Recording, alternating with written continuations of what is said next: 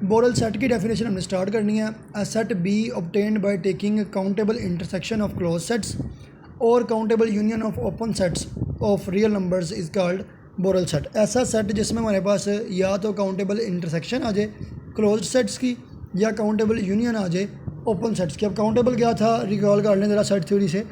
Countable था कि या फाइनाइट हो जाएँ या नंबर्स फाइनाइट हो जाएँ या वो मैपिंग बना दें बाइजेक्टिव नेचुरल नंबर से, इनके इन्फिनिट भी हो सकते हैं और फाइनाइट भी हो सकते हैं, इसमें कोई कंडीशन नहीं है, सिर्फ वो बाइजेक्टिव मैपिंग अगर बना दें नेचुरल नंबर के साथ, ये हमारे पास था काउंटेबल। अब हमने कहा कि काउंटेबल इंटरसेक्शन ले लेनी है क्लोज्ड की या काउंटेबल यूनियन लेनी है किनकी, ओपन सेट्स की, तो वो हमारे पास क्या होता है, बोरल सेट्स। आगे है Borel sets. The collection B of Borel sets is defined to be sigma algebra. अच्छा, बोरल सेट्स जो हैं ये बनते किससे हैं, सिग्मा अलजबरा से। Sigma algebra generated by the collection of intervals. अच्छा, अब यहाँ पे ये बोरल सेट की डेफिनेशन थी सेट्स के रिलेटेड से, अब यहाँ पे वो इंटरवल्स में भी इंट्रोड्यूस करवा रहे हैं। आपने इंटरवल्स उठा लेने हैं और क्या करना है कि सिग्मा अलजबरा बना रहे हो वो इंटरवल्स, सबसे छोटा सिग्मा अलजबरा जो बना देना इंटरवल्स, उसे हम कहते हैं बोरल सेट्स। अब ये उन्होंने किस तरह लिखा हुआ है, यहाँ पे अगर आप एक लफ्ज़ भी पढ़ना एक लाइन भी, तो वो भी इनफ है कि वो क्या लगा हुआ है, that B contains all open intervals. सारे ओपन इंटरवल्स आपके पास किस में आते हैं, बोरल में। अब देखिए नीचे ज़रा मैंने एक्सप्लेन इसको किया हुआ है कि अगर आप दो ओपन ले लें, माइनस इन्फिनिट से ए और बी से इन्फिनिट, दो ओपन इंटरवल है, ये दो ओपन इंटरवल का यूनियन आपके पास किस में आ जाएगा, बोरल में आ जाएगा। मैंने लिखा हुआ बिलोंग्स टू बी, क्योंकि आपकी ये लाइन कह रही है कि यूनियन ऑफ बोरल किस में आती है, बोरल में। यूनियन ऑफ ओपन किस में आती है, बोरल में। दो ओपन इंटरवल ले लें, उनका यूनियन किस में आ जाएगा, बोरल में। अब दो यूनियन ऑफ ओपन को आप इस तरह लिख सकते हो, क्लोज का कम्प्लीमेंट। अब ये एग्जैक्टली बराबर है, यूनियन ऑफ ओपन किस में था, बोरल में, मतलब ये सारा किस में है, बोरल में, यानी कि ए बी क्लोज का कम्प्लीमेंट किस में हमारे पास है, बोरल के अंदर। अब आपको पता है कि बोरल सेट किससे बनते हैं, सिग्मा अलजबरा से, तो हर सेट का कम्प्लीमेंट भी सिग्मा अलजबरा में रहता है। तो इस पूरे सेट का कम्प्लीमेंट भी किस में रहना है, सिग्मा अलजबरा में। तो इस पूरे सेट का कम्प्लीमेंट आना किसके बराबर है, ए बी क्लोज्ड के। ये यूनियन ऑफ ओपन था, मतलब ये भी क्या था, ओपन।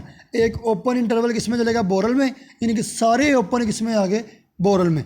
उसका कम्प्लीमेंट यानी कि क्लोज किस में आ गया, बोरल में, यानी कि सारे क्लोज भी किस में आ गए, बोरल में। तो इन शॉर्ट आप कह लें कि बोरल सेट्स वो होते हैं जो सिग्मा अलजबरा बनाएं, लेकिन ऐसा सिग्मा अलजबरा बनाना है कि उसके अंदर सारे इंटरवल आ जाएं, सारे ओपन भी और सारे क्लोज भी, वो होते हैं बोरल सेट्स। तो दो डेफिनेशन दो तरह से आ गई आपके पास, एक सेट्स की निस्बत से और एक इंटरवल्स की निस्बत से। नेक्स्ट हमारे पास थ्योरम है, every Borel set is measurable. अच्छा, we know that the every open set is measurable. हमें ये पता है, हम पीछे पढ़ गए हैं कि हर ओपन सेट तो मेजरेबल होता ही होता है। अब ऐसा करें, क्लास बनाने स्मॉल एम, जिसके अंदर सारे ओपन सेट्स आ जाएं।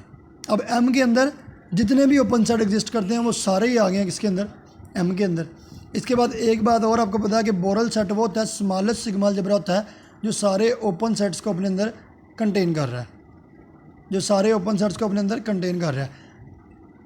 अब बाय डेफिनेशन तो यही लग रहा है कि एम के अंदर भी सारे ओपन सेट हैं और बोरल के अंदर भी सिग्मा अलजबरा वाले सारे ओपन सेट हैं, लेकिन इसके अंदर सारे ओपन सेट हैं और इसके अंदर सिर्फ वही हैं जो सिग्मा अलजबरा की डेफिनेशन को सेटिस्फाई करते हैं। सिग्मा अलजबरा की आपने डेफिनेशन रीड कर लेनी है, इसके अंदर वही हैं, इसके अंदर वही सबसेट हैं ओपन सेट्स जो सिग्मा अलजबरा की डेफिनेशन को भी साथ साथ क्या कर रहे हैं, सेटिस्फाई। जबकि स्मॉल एम में तो सारे ही हैं, तो फिर बी सबसेट किसका हो जाएगा, स्मॉल एम का। अब चूँकि स्मॉल क्या है, सारे ओपन सेट्स की कलेक्शन है और सारे ओपन मेजरेबल होते हैं, तो यूनियन ऑफ मेजरेबल भी क्या हो जाएगा, मेजरेबल।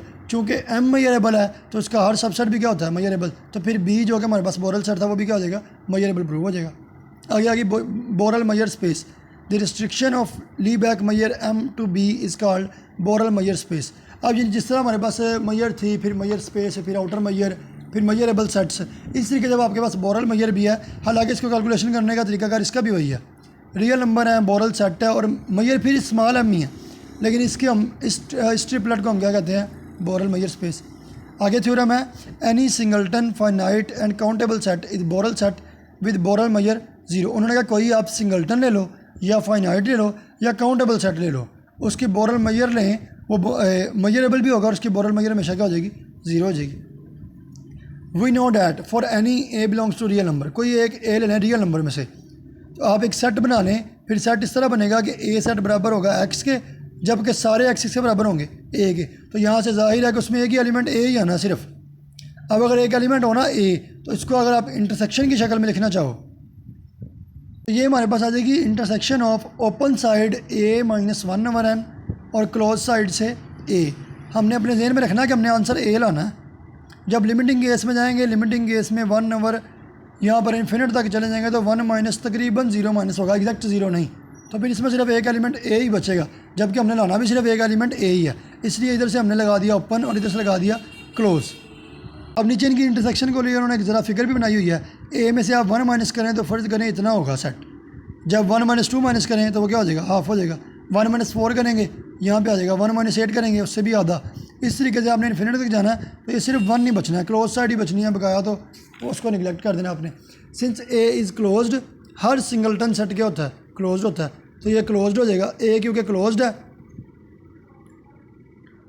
और अभी हम पढ़ के आए हैं कि सारे ओपन सेट भी बोरल में होते हैं और सारे ओपन के कंप्लीमेंट यानी कि सारे क्लोज भी किसमें होते हैं, बोरल में होते हैं। तो a हमारे पास किधर चल जाएगा, बोरल में। लेट, अब आप ई एन लेट करने a माइनस 1/n से a, जो अभी आप लेके चले हैं वही लिया मैंने सेट। ये सेट को आप कह रहे हैं ई, लेट आपने कर लिया कि ई एन इसके बराबर है। Then E N is decreasing sequence, तो ये डिक्रीजिंग सीक्वेंस है, ऑब्वियसली नज़र आ रहा है। हर टर्म में एन की वैल्यू बढ़ रही है तो ये टर्म क्या हो रही है, डिक्रीज हो रही है। ये डिक्रीजिंग सीक्वेंस है। तो आप मैयर ले लें इसमें से E1 की। अब E1 इसमें से क्या आ जाएगा, एन की जगह पे 1, तो ये आ जाएगा a माइनस 1 to a। ये आपके पास है मैयर। अब क्योंकि ये इंटरवल है तो आपको पता है कि सिंपल मैयर जो होती है इंटरवल की होती है उसकी लेंथ, तो इसकी लेंथ 1 है। एम ऑफ E1 किसके बराबर आ जाएगी, 1 के, जो लेस किससे है, इन्फिनिट से। लेकिन अब तो आपको तो एम ऑफ E1 नहीं चाहिए, आप तो काउंट करने आए हो एम ऑफ a। आप a की मैयर काउंट करने आए हो, तो अब आप कर लो एम ऑफ a की वैल्यू क्या थी, m intersection of E n। तो इधर आप लिमिटिंग एज लगा दोगे, limiting n approaches to infinite, इधर आप लिख दोगे m ऑफ En। अब इन जनरल En इंटरवल की लेंथ कितनी है, a minus a plus 1/n। a से कट जाएगा, बगैर आएगा सिर्फ 1/n। जब इन्फिनिट पुट करोगे तो आंसर क्या आ जाएगा, 0। तो मैयर ऑफ a का आंसर क्या आ जाएगा, 0। यही आपने प्रूव करना था कि उसकी मैयर क्या होती है, 0 होती है। नेक्स्ट हमारे पास डेफिनेशन है, let X Y belongs to a। हमने एक सेट में से एलिमेंट ले लेने हैं, एक्स और वाई दो एलिमेंट, और उनका सम मॉडलो को दिखाने के दो तरीके थे। एक ऐड का साइन डाल के ऊपर गोल दायरा डाल देना, या इधर नई नोटेशन है, प्लस के ऊपर छोटा सा डॉट। सम मॉडलो उनका क्या होता है कि एक्स प्लस वाई का आंसर एक्स प्लस वाई ही आ जाता है अगर एक्स और प्लस वाई करें तो वो आंसर लेस देन 1 होता हो। साथ एग्जाम्पल है 0.3 और 0.4 को ऐड करें, आंसर आता है 0.7, जो कि 1 से लेस है, तो फिर इसको एज इट इज़ लिख देते हैं। अगर काम 1 से ग्रेटर हो जाए फिर इसको लिखते हैं एक्स प्लस वाई माइनस 1। ये डेफिनेशन है, थ्योरम में एंड पे जाकर यूज़ होने इसलिए लिखवा दिए। नीचे एक और भी डेफिनेशन है कि अगर आपके पास ई सबसेट हो ए का और वाई कोई एलिमेंट हो ए का, तो फिर ई प्लस वाई बराबर होता है एक्स प्लस वाई के, और एक्स एलिमेंट किधर से लिया, ई से, यानी कि ई प्लस वाई आ जाता है बराबर ई का एलिमेंट रख लो एक्स ई की जगह पे और वाई एज इट इज, ये बराबर होते हैं। अब आ जाए आप lemma, let E subset A का है और ए किसके बराबर है, 0 क्लोज और 1 की तरफ से ओपन, बी अ मैयरेबल सेट। और कहा हुआ है कि ई हमारे पास मैयरेबल है, क्वेश्चन में कहा हुआ है। अब करना क्या है, देन दी सेट ई प्लस वाई, जो कि हम इस शक्ल से बनाएंगे, अभी करके आए हैं। ई प्लस वाई किस तरह से बनाते हैं, वो भी मैयरेबल होना चाहिए और उनकी मैयर होनी भी क्या चाहिए, बराबर होना चाहिए, ई की मैयर के बराबर ही होना चाहिए। अच्छा, आप क्वेश्चन शुरू करें। लेट ई सबसेट ऑफ ए, और ए बराबर इसके है, तो अब ई सबसेट किसका है, 0 और 1 का। पुट कर लें आप, E1 है ई इंटरसेक्शन 0 से 1 माइनस वाई। E1 सबसेट है ई का और वो किस तरह बनता है, ई बराबर है ई इंटरसेक्शन 0 से 1 माइनस वाई। और इसी तरीके से आपके पास E2 आता है ई इंटरसेक्शन 1 माइनस वाई से 1।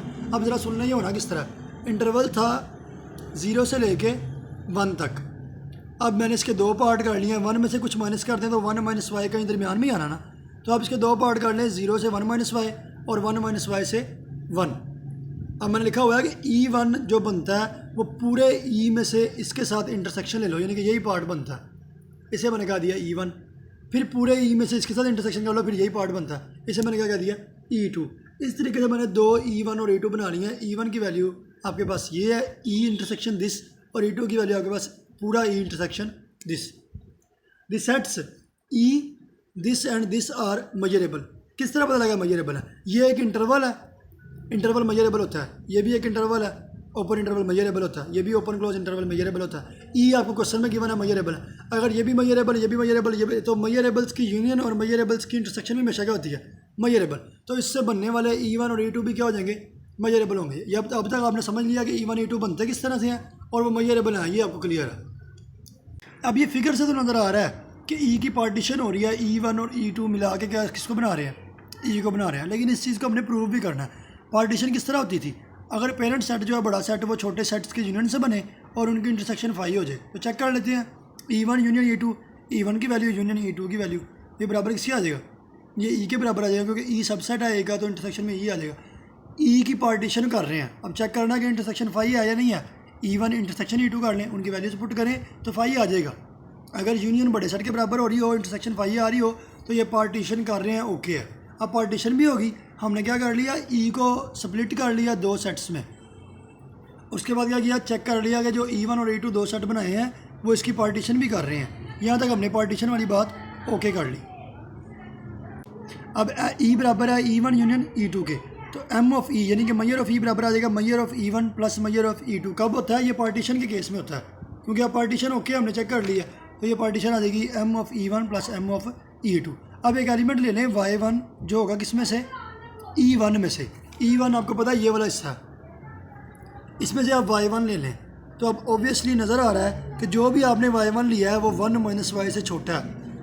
ऐसे ही है ना, इस सेट में से Y1 उठाएं तो वो 1 माइनस वाई से छोटा है। तो यही मैंने लिखा हुआ है कि जो आपने Y1 लिया है वो 1 माइनस वाई से छोटा है, यानी कि Y1 प्लस वाई किससे लेस है, 1 से। अब उस डेफिनेशन में आ जाए जो शुरू में मैंने बताई थी कि आपको मॉड्यूल 1 सब मॉड्यूल बताया जा रहा है। ये अगर 2 एलिमेंट से लेस देन 1 हो तो उनकी एडिशन एज इट इज़ आ जाती है। अब ये क्या है, 2 एलिमेंट्स हैं Y और Y1, इनकी एडिशन क्या है, लेस देन 1 है, तो इनकी addition E1 plus Y as it is E1 plus Y आ जाएगी, इसमें कोई रद्दोबदल नहीं रहेगा। इसके बाद क्या करें, आप एक एलिमेंट लेने हैं अब Y2 जो किस में से है, E2 में से। अगर कोई एलिमेंट E2 में से हो तो वो 1 माइनस वाई से बड़ा होता है। अब जो Y2 है वो E2 में से है, तो Y2 बड़ा है 1 माइनस वाई से, यानी कि Y1 प्लस Y2 ग्रेटर किससे है, 1 से। वो डेफिनेशन कहती थी कि जब लेस देन 1 हो तब सम एज इट इज़ आ जाता है, जब ग्रेटर देन 1 हो तब एज इट इज़ नहीं रहता, तब उनको ऐड करके 1 माइनस करते हैं। अब जब ग्रेटर देन 1 हो जाएगा तो E प्लस वाई अब आ जाएगा, E प्लस वाई और -1 भी करना है। अच्छा, ये E प्लस वाई क्यों कर रहे हैं, यहाँ पे भी E1 प्लस वाई किया, यहाँ पे भी E2 प्लस वाई किया, क्योंकि हमारे क्वेश्चन का गोल है ना, हमने इसको प्रूव करना है।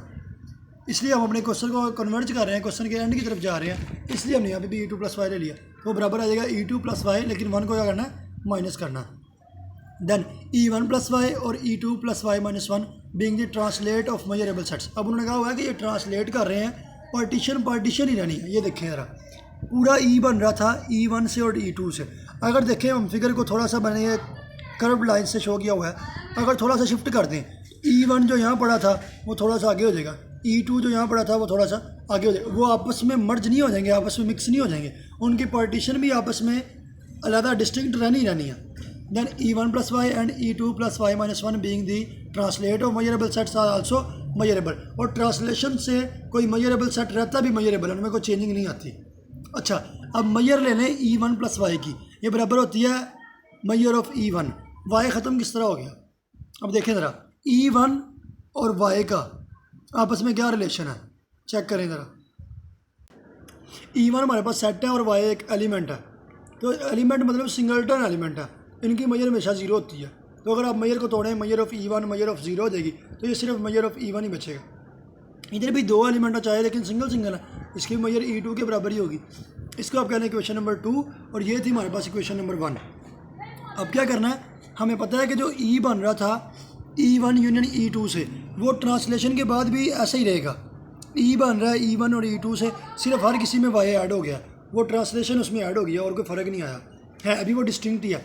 अब मेजर अप्लाई करें तो डिस्टिंक्ट की मेजर टूट जाती है, measure of E1 plus Y measure of E2 plus Y हो जाएगा। अब E1 प्लस वाई की मेजर किसके बराबर होती है, मेजर ऑफ E1 के, और major of E2 plus Y भी किसके बराबर होती है, मेजर ऑफ E2 के। तो आ जाएगा major of E1 plus major of E2, जो कि क्वेश्चन नंबर 1 कहती है मेजर ऑफ E1 और मेजर ऑफ E2 बराबर होते हैं मेजर ऑफ E के।